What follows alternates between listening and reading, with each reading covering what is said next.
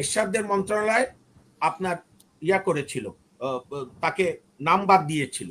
এই জন্য 31 জন বুদ্ধিজীবী স্টেটমেন্ট, ওই বাংলাদেশের, আমাদের দর্শকরা একটু শোনেন আমাদের কাছ থেকে, ওই প্রথম বাংলাদেশে বুদ্ধিজীবীদের স্টেটমেন্ট দেওয়া চালু হলো আপনার চোখের সামনে দিয়ে।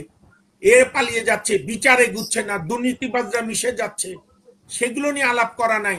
আর এক সাংবাদিক প্রশ্ন করলে একেবারে তাকে রেই রেই করে উঠতে হবে। প্লিজ, আমরা কিন্তু এই অস্থিরতার জন্যই আমরা আগাতে পারছি। এটাই তো শোনেন, একমাত্র গরু আর ছাগল ছাড়া কেউ এক নীতিতে স্থির হয়ে থাকলে সে মানুষ না, আপনার চিন্তার উন্নতি ঘটে। যেমন আমি 20 বছর আগে যে রাজনীতির কথা ভাবতাম, এখন লেখাপড়া করার পর অনেক কিছু পরিষ্কার হয়। আমি আমাদের দর্শকদের, আজকে আমি অন্য প্রসঙ্গ বাদ দিই, আমি আমার দর্শকদের বলবো, প্লিজ আওয়ামী লীগ আর শেখ হাসিনার ভাষায় কথা বললেন না।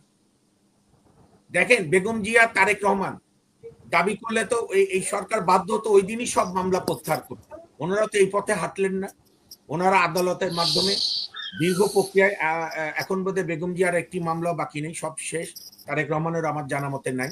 তো এই যে আইনের প্রক্রিয়া, আপনি আসবেন না, আশ্চর্য ব্যাপার। আমরা শেখ হাসিনার চোখে চোখ রেখে বলেছি আপনি ফ্যাসিস্ট, আপনি স্বৈরাচার। এই রবি ভাই আমি বলেছি অনেকে আপনাদের মতো সাহসী টকশো গুলোতে। তো সেই শেখ হাসিনার নয় একটি দল করে, আপনি তো সাহস নিয়ে বলেছেন, কোন দলের প্রতিনিধি না, নিজের জীবনের আমরা তাপসের বিরুদ্ধে কন্টেম্পটের মামলা করেছি, আপনি জানেন। এগুলো নিজের কথা বলতে ভালো লাগে না। রাত্রে আমার বাবাকে, মাকে, আমার মা মারা গেছেন গত বছর, অনেকে ভয় দেখিয়েছে উঠাই নিয়ে যাবে। আমাকে আব্বা বলেছে তুমি কি বাসায় থাকবে? আমি বললাম ডিবি যদি তুলতে চায় বা আর্মিরা তুলতে চায় তো আমি বাসায় থাকি, আর 10 ফুট নিচে, মাটির নিচে থাকি, ধরবেই। তো সেটি বড় কথা না, আমার কি এমন, এর চেয়ে অনেক বড় স্যাক্রিফাইস রাজনৈতিক দল, নেতা, সাধারণ ছাত্ররা করেছে। আমার প্রশ্ন, আজকে যারা এই যে আলটিমেটাম দেয় এই 3 সাংবাদিককে বহিষ্কার করতে হবে, ধরতে হবে, মারতে হবে, আমরা কি আরেকটা আওয়ামী লীগের শাসন চাচ্ছি? এই প্রশ্নের উত্তর চাই। এবং আমি মাহমুদ ভাইয়ের সঙ্গে রবি ভাইও একমত হবে। এখন তো এরশাদের আমলে, আমার মনে আছে, রবি ভাই স্মরণে আছে কিনা, 1987 সালে শামসুর রহমান একটা কবিতা লিখেছিল, উটের পিঠে চলেছে আমার স্বদেশ। এবং সেই কবিতায় প্রত্যক্ষভাবে এরশাদকে টোন করা আমরা বুঝি। প্রিন্টার্স লাইন থেকে, দৈনিক বাংলার প্রধান সম্পাদক তখন ওনাকে বাদ দেয়নি, শুধু প্রিন্টার্স লাইন থেকে এরশাদের মন্ত্রণালয় আপনার করেছিল, তাকে নাম বাদ দিয়েছিল। এই জন্য 31 জন বুদ্ধিজীবী স্টেটমেন্ট, ওই বাংলাদেশের, আমাদের দর্শকরা একটু শোনেন আমাদের কাছ থেকে, ওই প্রথম বাংলাদেশে বুদ্ধিজীবীদের স্টেটমেন্ট দেওয়া চালু হলো। 31 জন বুদ্ধিজীবী, মাহমুদ ভাইয়ের মনে থাকবে, শামসুর রহমানের ঘটনাকে কেন্দ্র করে ওই বুদ্ধিজীবীদের আন্দোলন পরে আমাদের রবি ভাইদের বিএনপি, অন্যান্য দল, আওয়ামী লীগ বা 5 দল সব মিলে এবং ছাত্ররা মিলে পরে আরো আন্দোলন আপনার চূড়ান্ত দিকে চললো। কাজে এখানে আমরা বরং আজকে প্রশ্ন করার দরকার যেটা, ওই রবি ভাই, মাহমুদ ভাই ভুল হলে আমাকে ঠিক করে দিয়ে, আমাদের এক নোয়াখালী লয়াররা খুব ভালো মানুষ, সবাই একটা গল্প বলে যে চাচা মরছে কই, চাচি কান্দে কই। আমাদের সমস্যা কোথায় সেটা নিয়ে আলাপ করেন, প্রশ্ন করেন কেন শেখ হাসিনার একটি মামলাও পুলিশ রিপোর্ট হলো না, চার্জশিট হলো না, ফাইনাল রিপোর্ট হলো না, বা চার্জশিটই ধরেন বিচার হলো না কেন? একটা দুইটা বিচার শেষ করতে তো 8 বছর লাগে না, 9 মাস এনাফ টাইম। তারপরে আওয়ামী লীগের শীর্ষ সন্ত্রাসীরা, আওয়ামী লীগের কেন্দ্র কমিটি কিভাবে পালিয়ে গেল? এক দর্শক যে প্রশ্ন করেছেন আমি স্যালুট জানাই, বিচারপতি খায়রুল হক কিভাবে পালিয়ে গেল? আমি এই সুযোগে জাতীয়তাবাদী আইনজীবী ফোরামকে অভিনন্দন জানাই, তারা 2 দিন ধরে আমাদের সুপ্রিম কোর্ট বারে মিছিল করছে খায়রুল হকের বিরুদ্ধে মামলা বিচার করার। খায়রুল হকই প্রথম যাকে দিয়ে শেখ হাসিনা তত্ত্বাবধায়ক সরকার বাতিল করে আমাদের বাংলাদেশকে এত পিছনে ঠেলে দিল। আপনি অপরাধী চলে যাচ্ছে আপনার চোখের সামনে দিয়ে, এর পালিয়ে যাচ্ছে, বিচারে গুচ্ছে না, দুর্নীতিবাজরা মিশে যাচ্ছে, সেগুলো নিয়ে আলাপ করা নাই। আর এক সাংবাদিক প্রশ্ন করলে একেবারে তাকে রেই রেই করে উঠতে হবে।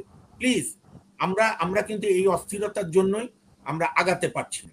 এখন আপনি আসেন করিডোর, আমি এগুলো কিছু বুঝতে পারি না, আমার হয়তো বুঝের অভাব, কিন্তু যেটা বোঝা যাচ্ছে, আমি বাকিটা 2 রাজনীতিবিদের উপর ছাড়তে চাই।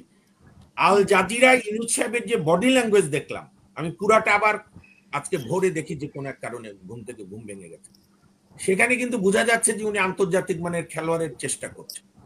কাজে এখনই আমাদের রাজনীতিবিদদের, রাজনৈতিক দলগুলোকে আরো সচেতন হতে হবে এবং দ্রুত ন্যূনতম যৌক্তিক সংস্কারগুলো শেষ করে নির্বাচনের দিকে এগুতে হবে।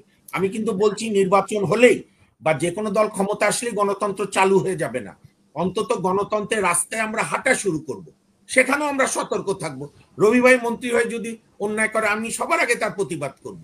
শেখ হাসিনার খুব একটা বিখ্যাত কথা খুব বলতো, আপনাদের মনে আছে কিনা? হ্যাঁ, আমি একটু হালকা হিউমারে বলি, মানে একটু হালকা পরিবেশ করি। রবি ভাই, মাহমুদ ভাই, আপনাদের অনুমতি নিয়ে, জনগণ বললে আমি আছি, জনগণ না বললে আমি নাই, এই বলতো আর ভোট কারচুপি করতো, ভোট করতে দিত না। এখন এই খেলা খেললে তো হবে না। আমি বরং ডক্টর মোহাম্মদ ইউনূস সাহেবকে আজকে একজন নাগরিক হিসাবে, এবং আপনি প্রধান উপদেষ্টা সহ আপনার সরকার গঠনে আমার মতো ছোট মামুন সহ সবার অবদান আছে এখানে উপস্থিত, বাকি দুই আলোচক সহ সবার। আপনি ইমিডিয়েট এই 3 সাংবাদিকের বিষয় দেখুন। এইটা আমার ধারণা, রবি ভাই আমাকে কারেক্ট করবেন, আমার বয়োজ্যেষ্ঠ উনি, আমার ধারণা কোনো আমলে এই অকাজ হয়নি যে কোনো মন্ত্রীকে প্রশ্ন করার কারণে 3 টিভির মালিক 3 জনকে চাকরিচ্যুত করেছে, কোনোদিন কিছু হয়নি। কাজেই আজকে এই বিষয়গুলো আজকে আমাদের সোচ্চার হতে হবে, কারণ এগুলো হচ্ছে ক্ষুদ্র ক্ষুদ্র ফ্যাসিবাদী বৈশিষ্ট্য। আর আমাদের দর্শক বন্ধু তো শ্রদ্ধা রেখে বলছি, মানসিকতা থেকে ফ্যাসিবাদী চিন্তা বাদ দেন।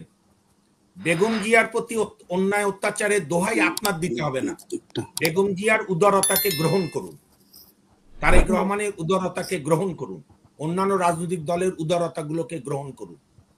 ধন্যবাদ। অনেক অনেক ধন্যবাদ।